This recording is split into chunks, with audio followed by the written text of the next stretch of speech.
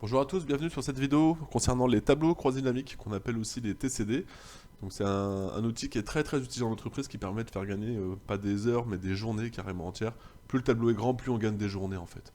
Alors j'explique le principe de base déjà, c'est quand on a un tableau de données comme celui-ci, une base de données, hein, ou comme clubbing, on va travailler un petit peu sur ces deux-là. Donc là on a beaucoup plus de données, on a 2822 lignes, alors que sur l'autre on a 50 lignes. On peut avoir des champs qui se répètent. Par exemple, ici, on voit qu'il n'y a que 4 commerciaux qui sont tout le temps les mêmes qui reviennent. Et du coup, on peut avoir envie ou besoin de synthétiser par rapport à un commercial. Imaginez qu'ici, on me demande le chiffre d'affaires, montant hors taxe, par commercial et par secteur. Ça va être compliqué, le temps de le faire en faisant des filtres, ensuite on va avoir le total, remettre ça dans un autre tableau, ça va être compliqué. Imaginez sur l'onglet clubbing qu'on me demande le cumul de montants par client. Je vois effectivement que les clients reviennent plusieurs fois. Si je dois le faire à chaque fois sur un filtre et puis prendre le total que je peux voir là, ou tout en bas si je filtre et que je mets dans un autre tableau, ça va être très long, surtout sur ce tableau-là où il y a beaucoup de clients. Donc autant sur celui-ci, je vais le faire en 4 filtres, et même avec les secteurs un peu plus, autant là, ça va me prendre beaucoup de temps de le faire, quoi. Alors du coup, c'est ici qu'interviennent les tableaux croisés dynamiques, qui vont nous permettre de synthétiser en fait des données, en général chiffrées, pas toujours, par rapport à des champs redondants. Un champ redondant, c'est quand il y a des données qui se répètent. Commercial est redondant, secteur est redondant, ville aussi redondant, dispensaire aussi là, il y a des dispensaires voilà, qu'on voit qui reviennent plusieurs fois. Gaston-Boré aussi revient plusieurs fois. Les dates sont un petit peu redondantes, même si on n'a pas beaucoup à chaque fois, et les numéros de vente ne sont pas du tout redondants. Donc en gros, on pourrait faire des analyses par rapport à tous ces champs-là qui sont redondants. Dans le clubbing, on voit que le Mont d'Or, la ville, ça revient souvent, le client aussi, la civilité, le numéro de client ici aussi, même si ça n'a pas trop d'intérêt parce que c'est la même chose que les clients, hein. Chaque client a un numéro de client unique. Donc on pourrait synthétiser par tout ça. Admettons que je veuille le cumul de montants par client, comment je fais ça? Alors, je vais chercher mon bouton de tableau croix dynamique que je retrouve dans insertion, par exemple, ici. Ou même là, si je ne sais pas quoi faire, on verra plus tard, ou pas d'ailleurs, que vous avez des suggestions quand on ne sait pas faire. Mais vous, comme vous allez savoir faire, il n'y a pas besoin des suggestions. D'accord? Donc je peux trouver le bouton ici, mais en général, c'est beaucoup plus simple de partir d'un tableau de données. Donc j'ai déjà mon menu ici, soit création, soit concession de la table, hein, depuis la mise à jour, que je vais trouver ici. Et donc dans ce menu-là, où j'ai déjà renommé mon tableau à l'époque, d'accord, on voit que j'ai mon bouton tableau croisé dynamique qui m'ouvre exactement le même menu que si j'étais passé par insertion. Alors ici en fait on va rien toucher pour la première fois. Juste je vous fais un petit récap de ce que je peux voir. Je vois ici que déjà on me met le nom du tableau, donc Tab Club, hein, c'est celui que j'avais bien nommé ici. Alors que j'ai rien sélectionné à la base, hein, j'étais juste sur une cellule. Il a compris tout seul que c'était tout ce tableau-là. Et l'avantage c'est que si je vais rajouter des lignes plus tard, ça prendra en compte directement. Alors que si j'ai pas un tableau de données que j'ai mis genre de A1 à je sais pas combien, quand je rajoute des lignes, il faudra aller changer la source pour qu'ils prennent ça en compte. C'est pour ça que c'est très important de passer par les tableaux de données, parce que du coup il nous met le nom du tableau ici et on n'a pas besoin de mettre à jour la source plus tard. Deuxième chose, c'est savoir où je veux créer ce tableau-là. Par défaut, c'est sur une nouvelle feuille de calcul, c'est ce qu'on va faire. Si jamais je veux le mettre à l'endroit précis, il faudra aller cliquer là et aller cliquer sur une cellule bien précise, par exemple sur mon brouillon. Voilà, ça suffit pas, hein. Si je fais OK, là j'ai un message d'erreur. Il faut choisir une cellule. Voilà, et là je pourrais faire OK, me le mettrait ici. En l'occurrence, je veux une nouvelle feuille de calcul, donc je touche à rien ici. Donc en gros, depuis le début, j'ai rien touché, j'ai laissé mon nom de tableau ici et je fais une nouvelle feuille de calcul. OK. Il m'a créé donc un nouvel onglet déjà, on voit, à gauche de clubbing, que je peux renommer tout de suite d'ailleurs, que je vais appeler TCD Club. Et il m'a mis un emplacement ici sur lequel va se construire tout seul le tableau croix dynamique. J'ai un double menu, d'accord? C'est pas un simple, j'ai un double. Donc à la fois pour faire toutes les analyses, et à la fois tout ce qui est affichage. Et ça, vous pourrez voir par vous-même, hein, c'est plein de confort visuel, de tout ce qu'on peut afficher dans le tableau. Mais le plus important, il est là, d'accord? C'est ce qu'on appelle la table des champs.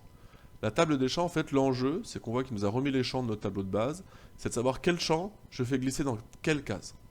Parfois, cette table disparaît, genre, hop, sans faire exprès, là on est comme on se dit, oula, où est-ce qu'elle est? Soit je fais le bouton liste des champs, hein, dans ce menu là-haut, soit sur mon tableau chronologique, c'est ce qu'on fait le plus souvent, je fais clic droit, afficher liste des champs et je retrouve ça, donc pas de panique. C'est ici qu'il faut retenir le plus important, d'accord? Qu'est-ce que je mets où? J'ai dit que je voulais le cumul des montants par client. Quand je dis ça, cumul des montants par client, qu'est-ce qui est redondant? C'est les clients, si je reprends mon tableau de base, c'est les clients qui sont dans un champ redondant. Et on retient que le champ redondant, je le mets par défaut dans ligne. Donc je prends client, je le mets dans ligne. Et le champ que je veux cumuler, je le mets dans valeur, où on voit qu'il y a un petit symbole somme ici. Alors on peut faire cumuler, mais vous verrez plus tard qu'il y a autre chose que le cumul possible. Donc je prends mon temps et je le mets ici. Et directement, on voit qu'il m'a mis la somme pour chacun. C'est plutôt pratique. Avec ça, je peux aller le faire vous-même, voir un petit peu tous les styles d'affichage que j'ai.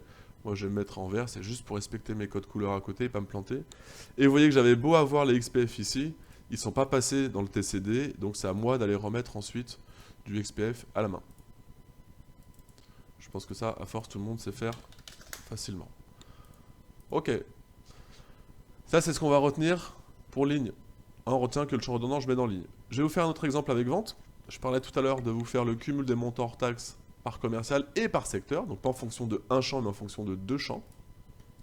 Donc conception de la table, tableau croisé dynamique. C'est le premier ici, donc je laisse tout ça comme ça, ok. Et qu'est-ce qui est redondant, ce que j'ai demandé? C'est commercial, que je peux mettre là, et secteur, que je vais mettre là. Et du coup, vous allez voir qu'il me fait une arborescence. Qu'est-ce que je veux cumuler? Les montants hors taxes, j'ai dit que je mets du coup dans valeur. Alors, toujours le petit coup de XPF à faire à la main. Notre monnaie calédonienne. Et si je veux aller changer la couleur, je peux le faire là-haut également, avec un petit truc peut-être orange comme ceci. Voilà, et on voit que du coup que j'ai mis tout dans ligne, d'accord? Donc on retient que ce qui est redondant, je mets dans ligne, mais parfois, ça peut avoir du sens, ou pas, de mettre dans colonne. Donc les redondants sont dans ligne essentiellement, et parfois dans colonne. Et si je mets ici dans colonne, on voit du coup que j'ai un tableau à deux entrées. Certains esprits préfèrent comme ceci. Ok. J'enlève secteur pour vous montrer qu'il y a une dernière case ici que je ne vous ai pas expliqué, c'est la case filtre. D'accord? Si je prends secteur et que je mets dans filtre ici, il me le rajoute ici. Et là, du coup, je peux aller chercher moi-même et dire je veux les chiffres seulement pour Nouméa. Ok. Donc j'ai plus que 34 millions. Ou seulement pour la province Nord. Ok, c'est que 6 millions avec le détail qui est là. Et si j'en veux plusieurs à la fois, je viens cocher là et je peux dire je veux province Nord et province Sud par exemple. Ok. Et j'ai mes chiffres. Je peux en mettre tous après. Faire OK. Pour info, je peux aussi accéder par là au filtre, hein, directement, dans mon menu, si possible. Alors vous allez voir qu'on ne se sert pas très souvent en fait de la case filtre, parce que dans notre menu tableau croisé dynamique qui est là-haut, on a ce qu'on appelle les segments. Et les segments remplacent ça allègrement. Donc, quand je clique sur segment, il me propose de faire des segments sur tous mes champs qui sont là. Et par exemple, je pourrais lui dire, écoutez, je veux faire un segment sur les secteurs et sur les villes, par exemple. Et si je fais ça, il me met deux télécommandes ici. Donc une télécommande secteur, sur laquelle je peux jouer facilement, dire bah, je veux les chiffres de Prince Loyauté ou les chiffres de Nouméa. Donc c'est pour ça que le filtre ne sert pas trop, parce que c'est beaucoup plus simple après de passer par là. Je peux en mettre plusieurs avec la touche contrôle, comme j'ai fait là. Ou alors je vais cocher ça, et du coup là je peux les cocher, décocher un par un, ça les rajoute comme si j'avais le contrôle enfoncé. Vous savez qu'au fur et à mesure que je fais ça, là il me propose plus ou moins de villes, parce que forcément en fonction du secteur, il n'y a pas toutes les villes qui sont disponibles. Je vais vous montrer ça. Alors je peux, quand je suis comme ça, je peux cliquer là, ça remet tout comme c'était. Et si je veux supprimer cette télécommande-là, il suffit de faire supr comme une image et elle disparaît. Je vais vous montrer avec les villes d'autres choses maintenant, parce que là je commence à avoir beaucoup de choses dans le même segment.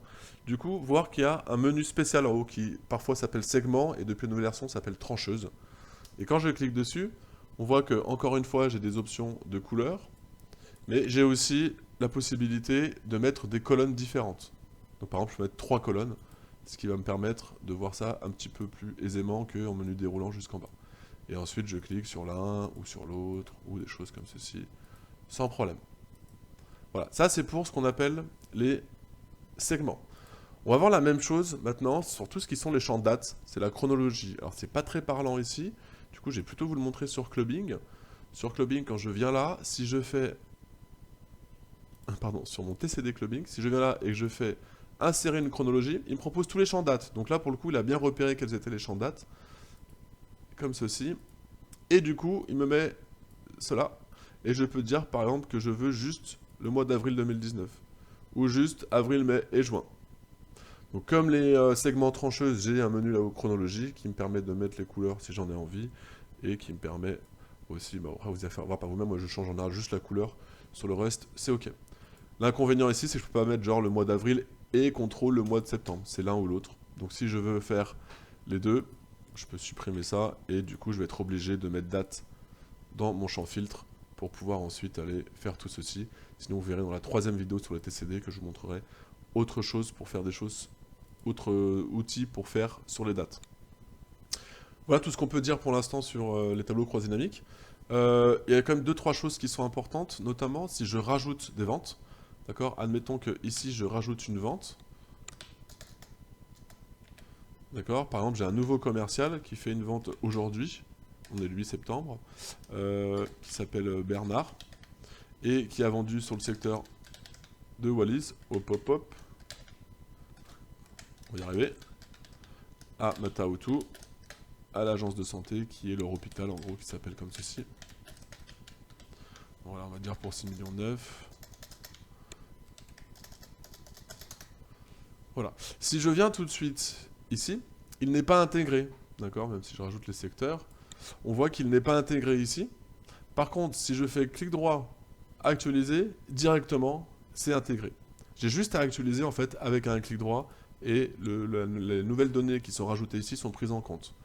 Si jamais je n'étais pas dans un tableau de données à ce moment-là, si ce n'était pas un tableau avec ce bouton-là, j'aurais dû en plus, dans mon TCD, pardon c'est là, j'aurais dû en plus dans mon TCD faire ceci, changer la source, d'accord, et rajouter les lignes que j'ai rajoutées ici. Mais comme c'est un tableau de données, qui est 50 lignes ou 50 000, il va toujours les prendre. Donc j'ai pas ce besoin-là sur un tableau de données. Si c'est pas un tableau de données, je suis obligé de rajouter. Donc voilà, quand je rajoute des lignes dans un tableau de données, j'ai juste à faire clic droit, actualiser. Maintenant, dernière chose, comment est-ce que je trie tout ça? Là, on voit que j'ai du coup tous mes clients, par défaut, ils se trient par ordre alphabétique. Attendez, lui m'énerve depuis tout à l'heure. Voilà. Si je viens ici et que je regarde les différents champs, je vois aussi que c'est trié par ordre alphabétique. A, D, Q, S. Et Bernard, il s'est mis à la fin, donc il s'est rajouté par-dessus. D'accord? Mais sinon, à la base, c'est bien trié par ordre alphabétique. Et on voit bien qu'à l'intérieur, c'est toujours trié aussi par ordre alphabétique. D'accord? Et si je refais ça tout de suite à Z, du coup... Pardon, il faut que je me mette sur le bon. Voilà, sur celui-ci. Si je fais de A à Z, Bernard, du coup, c'est inclus là. Par défaut, c'est ça qu'il va faire. Par ordre alphabétique sur les étiquettes de ligne. Même les colonnes, c'est pareil. Du coup, si maintenant je décide de rajouter, de trier tout ça, vous allez voir que il suffit de faire, on revient, TCD Club, il suffit de faire un clic droit. Parce qu'il n'y a pas la petite étiquette là-haut qui me permet de trier, comme ici, d'accord? Et je fais un clic droit sur n'importe quelle valeur. Si je fais un clic droit sur le montant, le trier est grisé. Et si je le fais sur n'importe quel montant, peu importe, hein, et je vois que j'ai trié du plus petit au plus grand, du plus grand au plus petit. Et là, du coup, tous les montants se trient. Et on voit que notre plus gros client de l'année ici, c'est Monsieur Brice. Si je vais sur TCD Vente, là, quand je fais trier, je vais aussi avoir plus petit ou plus grand. On voit toujours que sur la somme, en haut, je ne l'ai pas, sur le titre. Mais maintenant, c'est important de voir que comme il y a deux types d'étiquettes, commercial et secteur, si je le fais ici ou si je le fais là, ça ne va pas trier de la même manière. Si je trie ici, en fait, ça va trier tous les commerciaux les uns par rapport aux autres. Alors que si je le fais sur n'importe quel champ qui n'est pas en gras, ça va trier les secteurs les uns par rapport aux autres. Petit test, on voit que pour l'instant c'est 61, 6,9, 6,4, 3,5, 7,4. Donc celui-ci clairement n'est pas à sa place. Peu importe sur lequel je fais trier du plus grand au plus petit. Hop, et on voit que du coup Steven est venu prendre sa place ici. Et maintenant, si je le mets sur n'importe lequel, ici, et je dis trier du plus petit au plus grand, hop, ça a trié tous à l'intérieur du plus petit au plus grand. Voilà, c'est à peu près tout ce que vous avez à savoir pour l'instant sur les tableaux croisés dynamiques.